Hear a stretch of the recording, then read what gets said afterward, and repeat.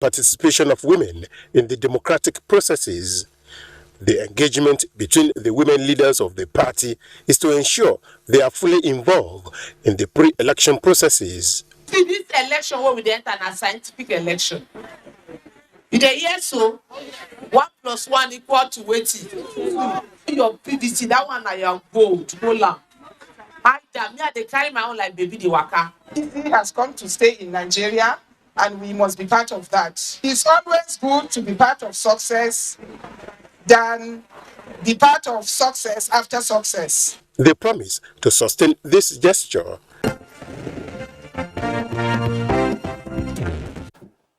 Also, from the other part of the fence, members of the People's Democratic Party caucus in the House of Representatives say they remain committed to the nation's democratic ideals. This was during a meeting with a special assistant of the Deputy Senate President who resigned from his membership of the All Progressives Congress. The minority leader of the House of Representatives, Ndudi Elumelu, led the PDP delegation to Bwala's office in Abuja. The reason for the visit is not far-fetched. This is the first time that a parliament will deem it fit to recognize a Nigerian and so decide to come and see that personality. So we have come to tell you to join PDP. You cannot see what is happening in the country and not tell yourself if there is any part you can play. I'm very mindful of the problem, and I will reflect on your request. The PDP caucus members restated their resolve to nation building, emphasizing that the party and its presidential candidate Atiku Abubakar value Bwala's passion for the unity, peace and development of the country, and would be pleased to have him join the party. Still talking about politicking, our guest today is the governorship candidate of the People's Redemption Party, PRP, in Katsina State. He says, away with the old and in with the new.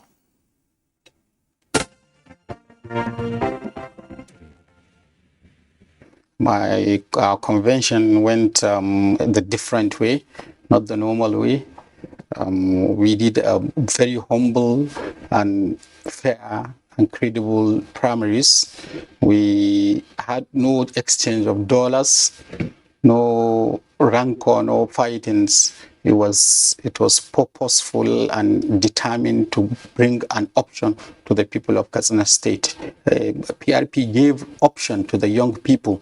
They really courted for young people to come to PRP and to be given the pedestal, the level playing ground to actualize their dreams. Also, the choice was informed due to my principles and direction and guide, also via the movement we've had, the We Together movement, that young people will aspire for positions of leadership. And across board, it was a unanimous decision that we should find a party that will accommodate and give us the opportunity to try to give it a shot. The main issue flagging my state is security. Is plaguing almost every nook and cranny of the state, and people are being distorted, internally displaced. We have serious humanitarian crisis. So this is what I am out to see what I can do. I have the training, on security administration, and I want to give it a shot. So first thing, but there are nexus to security. This nexus is you look at education, economy, and social justice. If you miss any one of these three, you will have insecurity. They're intertwined. So this is what we will try to secure, so that we have security. Because no matter the military men, the amount of guns, even the gunboats that will be in areas like my state, will not take that. It will not solve the security problems. So when you attack this problem, it has connotation to economy, to illiteracy, mass illiteracy. illiteracy, it has connotation to social injustice that is in the state. So if you tackle this, you definitely have a secure state. Because once you tackle this, the level of development, even to human capital development, will go up. Once it rises, you will definitely have a tremendous rise in the level of security in the state. So how we do it is we need to first of all have a database of the state, people in the state and around the state. We also have to have the pillars of the communities, which are the traditional institutions, the religious institutions, and community-based associations or organizations, to be functional, to be working properly, and to also collaborate with the government in terms of creating a feedback mechanism that could go up to from the bottom up and from top to bottom. So this, if you create this, you can now have an issue, a solution to the large absence of authority that is ungoverned spaces that we have. So when you have this covered, you have the ungoverned spaces taken care of, then you have to now develop or to build the policing system.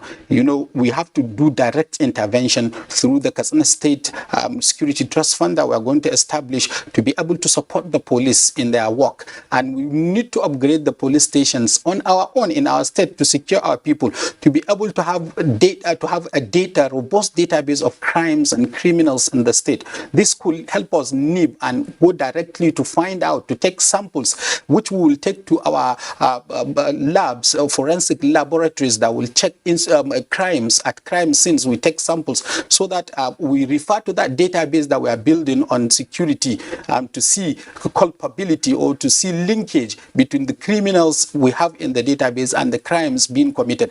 This is a discouragement on its own. Then we'll have to go back also to leverage the technology and the fight of crime, and also in crime prevention. We will seriously have our attention on crime prevention, and this is the latest and modern way of community police or crime fighting in the developing world or in the developed worlds. And this is what we will adopt to stop crimes before they even happen. You see bandits coming with 200 bikes and going to burn, to attack, or to maim, kill, and rape and take people away, but nothing is done.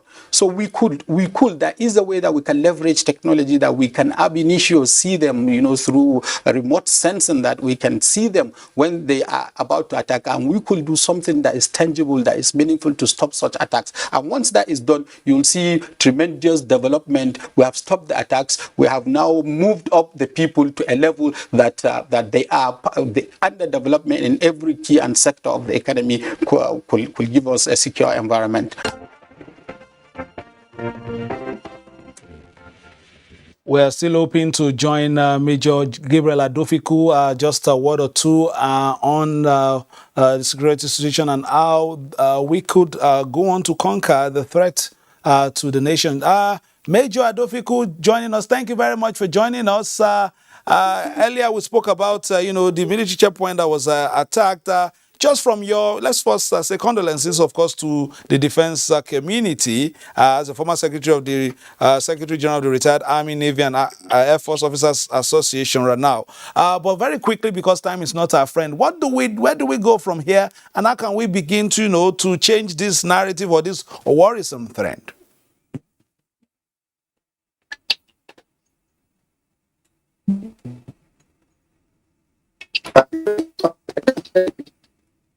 Go ahead. How do we change this trend, Major?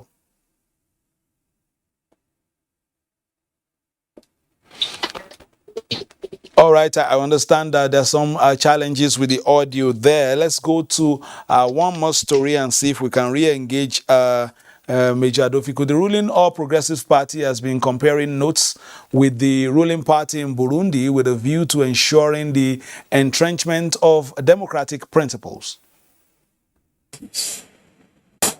Reach out to the ruling parties in Africa and see that we begin to sing the same song.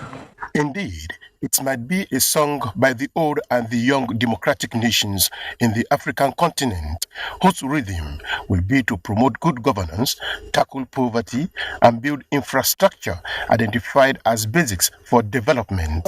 National Chairman of APC Abdullahi Adamu affirmed that the visit to Nigeria by the National Chairman of Burundi's ruling political party, Reverend Ndikuriyu, is a step in the right direction. We have one thing which is common to all of us, like I said a while ago: poverty, illiteracy, backwardness, disease. We have a common battle to fight. I want to assure you that the APC, as the party in Nigeria, is addressing those issues. And our aim is that the partnership between the two parties, ruling parties in both countries, will help the population from the both countries to be able to do business well and to have good collaboration. Burundi is a constitutional republic with a multi-party system where the president is both head of state and head of government. In the same vein, the women wing of APC National Working Committee is engaging various women groups at a strategic meeting in order to positively transform their numerical strength to voting strength. Concentrate on the mission and the goal you want to achieve. There is no agent between us and every Nigerian woman. The women have resolved to harmonize their thoughts to operate as a family.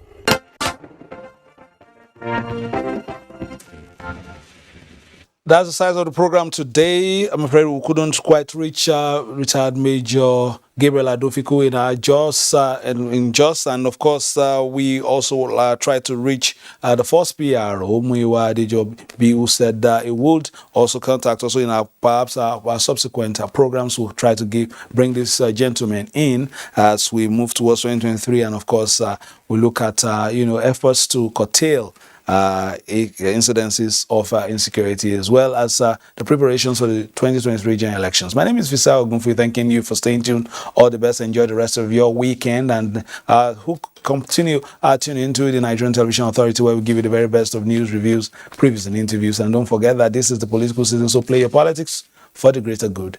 Bye-bye now.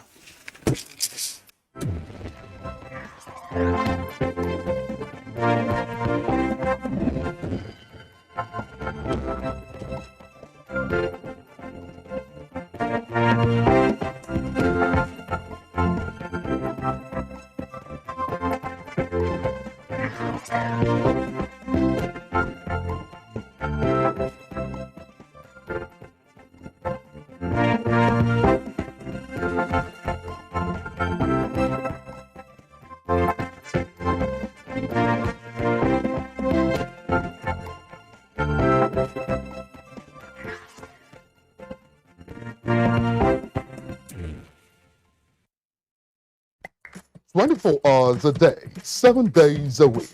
You can watch NTA International live on your TV, computer, iPad, tablet, and phone. Log on to visiontv.co.uk